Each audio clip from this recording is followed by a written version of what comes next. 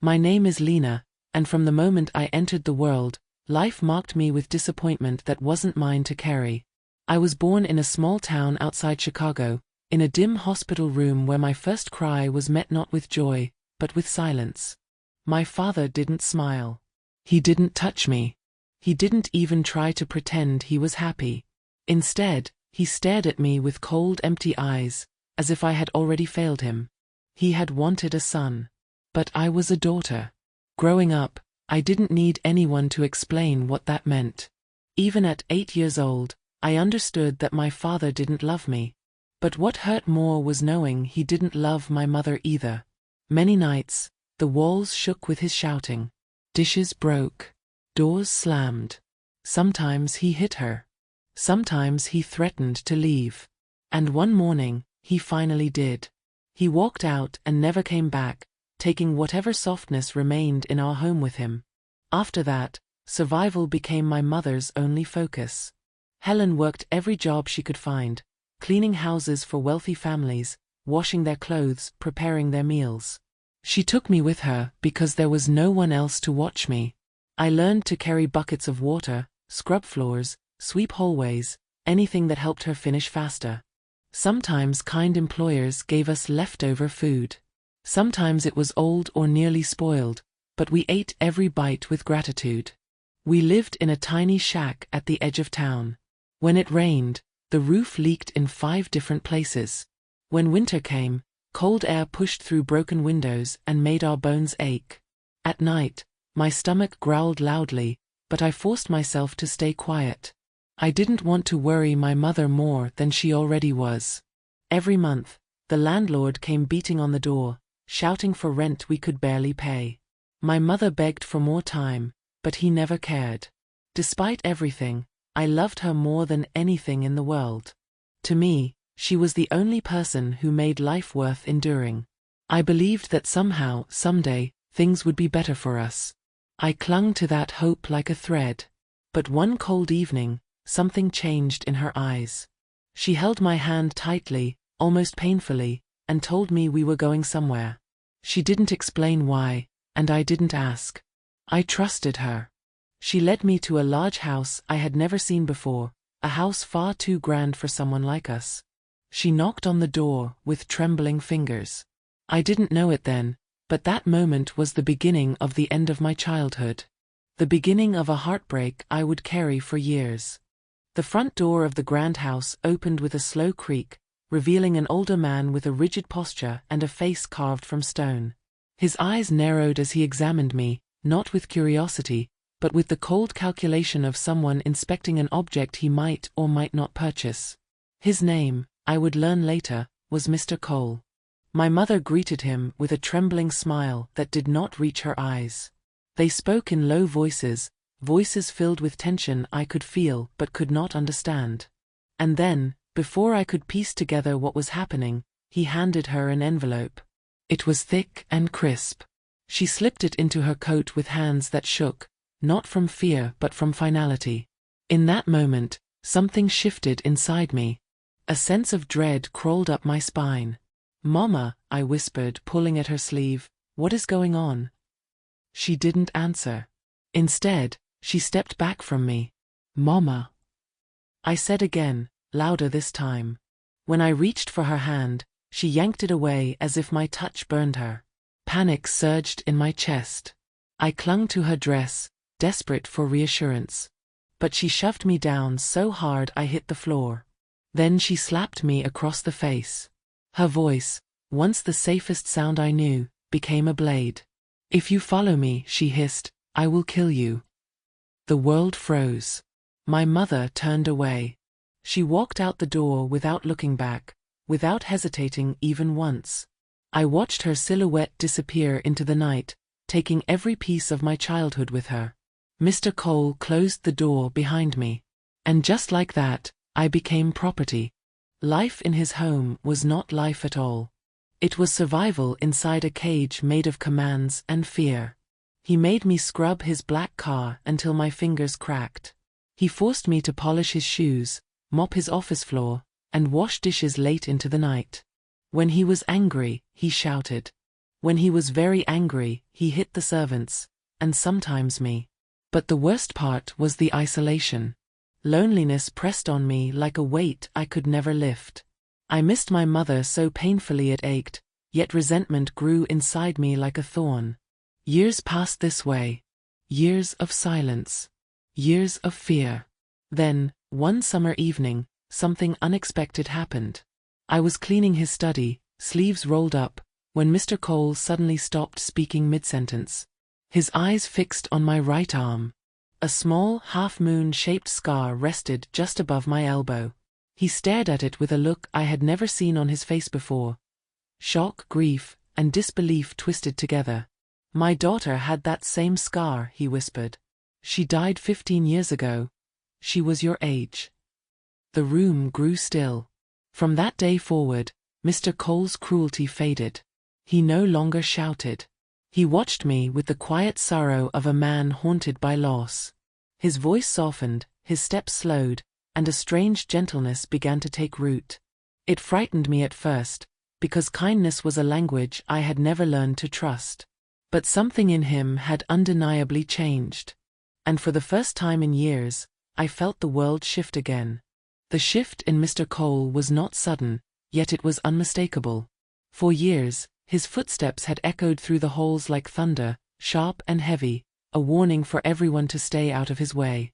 But after the day he saw the scar on my arm, something inside him broke open. The storm that lived in him quieted. His gaze, once sharp and cruel, softened into something closer to sorrow.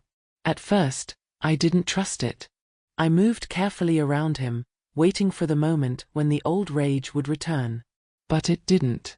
Instead, he began watching me with a strange, almost desperate tenderness, as if he were searching for something familiar in my face. One evening, as I set a tray of tea on his desk, he asked, "Lena, tell me about your life." No one had ever asked me that before. My voice trembled as I spoke about my childhood, my mother's struggles, the nights without food, the day she left me in his doorway.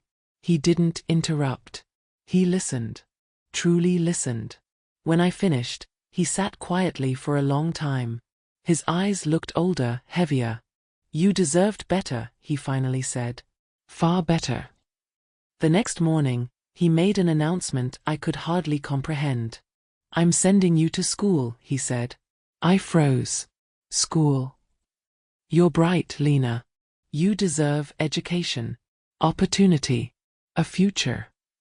I felt something warm and frightening rise in my chest. Hope.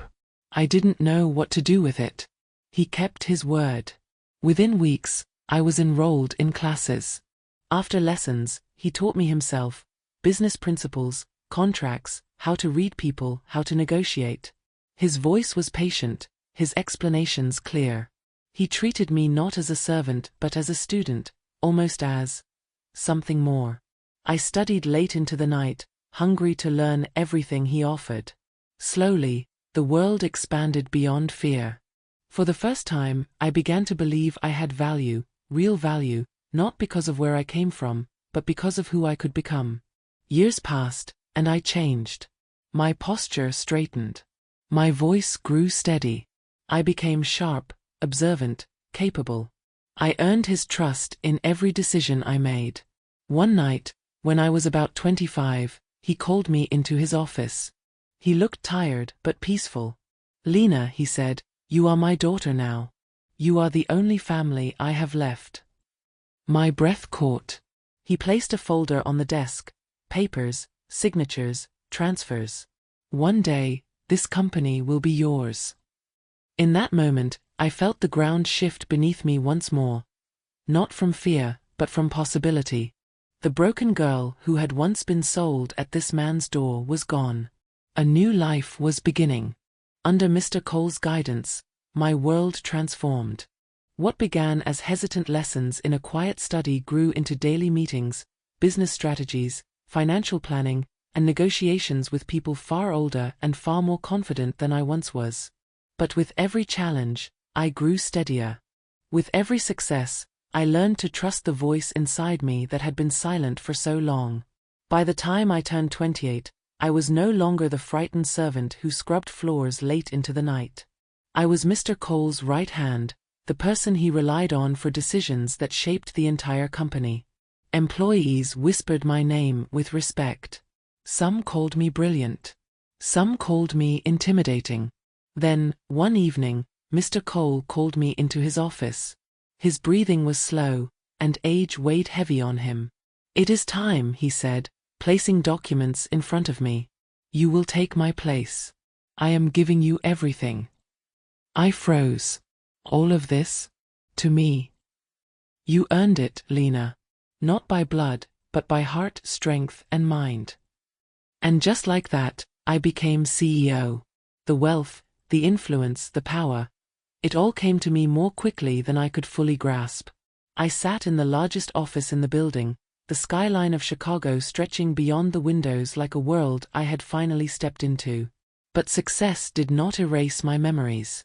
I knew what hunger felt like, what cold nights were, what it meant to be unwanted.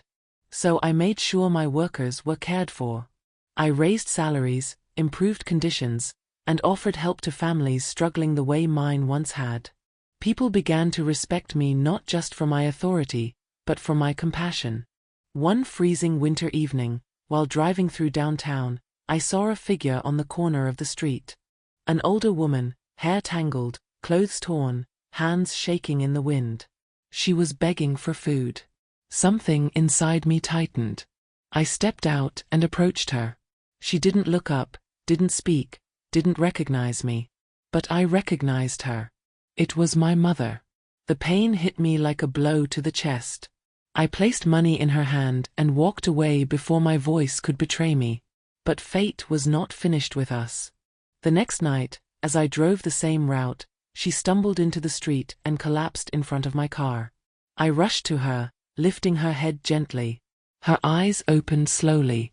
When she saw me, she saw only a stranger. "Do you have family?" I asked quietly. "I had a daughter once," she whispered. "But I lost her." My voice trembled as I answered, "You didn't lose her. You sold her." Her face froze. Then the recognition came. Her eyes widened in horror. "Lena," she choked out. Tears spilled down her cheeks as she fell to her knees. "I made a terrible mistake. Please, forgive me." I stared at her, torn between the fury of a wounded child and the compassion of the woman I had become. My heart battled itself, unsure which voice to follow. News of the reunion between my mother and me spread through Chicago like wildfire. Reporters crowded outside the hospital where she was recovering, filming every glimpse of us, shouting questions, creating a spectacle neither of us was prepared for. The city wanted a story about betrayal, redemption, and the unexpected rise of a girl once discarded. By morning, the headlines had reached every corner of the city. And that was when the past knocked on my door once more. A security guard entered my office with hesitation. "Ma'am, there is a man outside. He says he is your father." For a moment, everything inside me went still. I stood up, feeling a familiar heaviness settle in my chest, a weight made of years of abandonment and silent wounds. When I stepped outside the building, I saw him, a thin, trembling old man with tired eyes and guilt carved deep into his face. The man who had left us. The man who never wanted me. The man who broke my mother long before she broke me. He fell to his knees on the cold pavement.